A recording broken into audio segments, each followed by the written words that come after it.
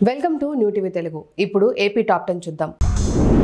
వరద నీటి ప్రవాహంతో గోదావరి ఉధృతంగా ఉన్నందున గోదావరి పరివాహక ప్రాంతాల ప్రజలు అప్రమత్తంగా ఉండాలని పశ్చిమ గోదావరి జిల్లా జాయింట్ కలెక్టర్ ప్రవీణ్ ఆదిత్య ప్రజలను కోరారు. ఆయన ఎలమంచిలిలోని ముంపు ప్రాంతాల్లో పర్యటించారు. ఈ సందర్భంగా ఆయన మాట్లాడుతూ ఇప్పటికే ధవళేశ్వరంలో మొదటి ప్రమాద హెచ్చరిక జారీ చేశారని, రెండవ ప్రమాద హెచ్చరిక కూడా రాబోతుందని ప్రజలు అప్రమత్తంగా ఉండాలని అన్నారు.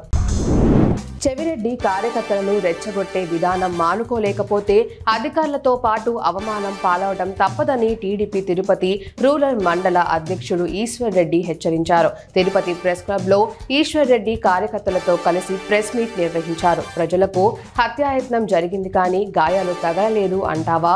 నువ్వు నీ కొడుకు చేసిన తప్పులను కప్పిపుచ్చుకోవాలని చూస్తున్నారా? ఈశ్వర్ రెడ్డి అన్నారు. విజయవాడ నగరంలోని కలెక్టరేట్ పింగళి వెంకయ్య సమావేశ మందిరంలో కలెక్టర్ జి సృజన నేతృత్వంలో నిర్వహించిన ప్రజా సమస్యల పరిష్కార వేదిక కార్యక్రమానికి మొత్తం 90 అర్జీలు వచ్చాయి. వీటిలో అత్యధికంగా మున్సిపల్ పరిపాలన, పట్టణాభివృద్ధి శాఖకు అధికంగా 21 వినతులు, రెవెన్యూ 18 వినతులు అందాయి. కలెక్టర్ మాట్లాడుతూ అర్జీదారులు సంతృప్తి చెందేలా సమస్యలు పరిష్కరించాలని అధికారులను ఆదేశించారు. వెలగపూడిలోని కౌన్సిల్ చైర్మన్ కార్యాలయంలో జనసేన ఎమ్మెల్సీ పిడుగు హరిప్రసాద్ ప్రమాణ స్వీకారం చేశారు. ఆయనతో మండలి చైర్మన్ మోషేను రాజు ప్రమాణ స్వీకారం చేయించారు. ఇటీవల హరిప్రసాద్ ఎమ్మెల్యే కోటాలో ఎమ్మెల్సీగా ఎన్నికయ్యారు. అనంతరం హరిప్రసాద్ కు అభినందనలు తెలుపుతూ శాసన పరిషత్ నియమ నిబంధనలను, పుస్తకాలను ఎమ్మెల్సీకి చైర్మన్ అందజేశారు.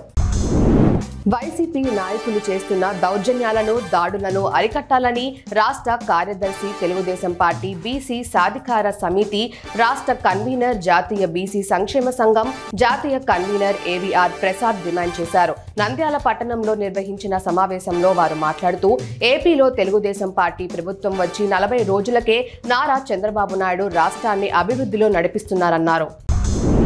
ఓబుల దేవర చెరువు మండలంలోని వీరప్పగారి పల్లెలో ఉన్న మినీ అంగన్వాడీ కార్యకర్త నాగమణి విధులకు సక్రమంగా హాజరు కావడం లేదంటూ జిల్లా కలెక్టర్ టిఎస్ చేతన్ కు ప్రజా సమస్యల పరిష్కార వేదికలో వీరప్పగారిపల్లి గ్రామస్తులు వినతి పత్రం అందజేశారు. ఈ సందర్భంగా మహిళలు మాట్లాడుతూ విధులకు నిర్లక్ష్యం వహిస్తున్న అంగన్వాడీ కార్యకర్తపై గతంలో పలుమార్లు అధికారులకు ఫిర్యాదు చేసినా ఏమాత్రం పట్టించుకోలేదని ఆవేదన వ్యక్తం చేశారు.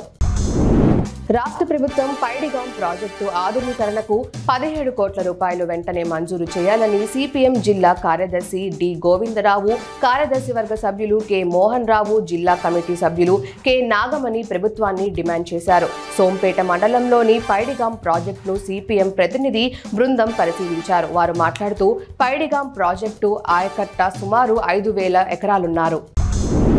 వేంపల్లెలో అక్రమంగా తరలిస్తున్న ఇసుక స్థావరాలపై పోలీసులు దాడులు చేశారు. పాపాగి నదిలో అక్రమ ఇసుకను తరలిస్తున్న 4 ట్రాక్టర్లను సీజ్ చేసినట్లు వేంపల్లి సీఐ చాంద్ బాషా తెలిపారు. ఇప్పటికే సీఎం చంద్రబాబు ఇసుక విషయంలో జోక్యం చేసుకోవద్దని పార్టీ నాయకులకు హెచ్చరికలు చేసినా ఆయన మాటలను కొందరు నేతలు బేఖాతరు చేస్తున్నారని అన్నారు. ఇసుకను అక్రమంగా తరలిస్తే కఠిన చర్యలు తీసుకుంటామని సీఐ హెచ్చరించారు. కర్నూలు ప్రభుత్వ సర్వజన వైద్యశాలలో విభిన్న ప్రతిభావంతులకు ప్రత్యేక ఓపీ కౌంటర్ను ఆసుపత్రి superintendent doctor C Prabhakar Reddy విభిన్న ప్రతిభావంతుడైన సీనియర్ అసిస్టెంట్ బి వెంకట నారాయణతో కలిసి ప్రారంభించారు. ఈ సందర్భంగా సూపరింటెండెంట్ మాట్లాడుతూ కలెక్టర్ ఆదేశాల మేరకు విభిన్న ప్రతిభావంతులకు అసౌకర్యం కలగకుండా చికిత్స అందించేందుకు వీలుగా ఓపీ కౌంటర్లు ఏర్పాటు చేశామని అన్నారు. గన్నవరం మండలంలోని గంటి పెదపుడిలంక గోదావరి రేవు మీదుగా గంటి పెదపుడిలంక, బురుగులంక, ఊడిమూడిలంక తదితర లంక గ్రామాలను అంబేద్కర్ కోనసీమ కలెక్టర్ మహేష్ కుమార్ పడవపై వెళ్లి బాధితులను సందర్శించారు. గోదావరి వరదల కారణంగా అక్కడి ప్రజలకు అందుతున్న వరద సహాయక చర్యల గురించి కలెక్టర్ వివరాలు అడిగి తెలుసుకున్నారు. ఆయన వెంట కొత్తపేట ఆర్డీఓ సత్యనారాయణ, రెవెన్యూ తదితరులు ఉన్నారు.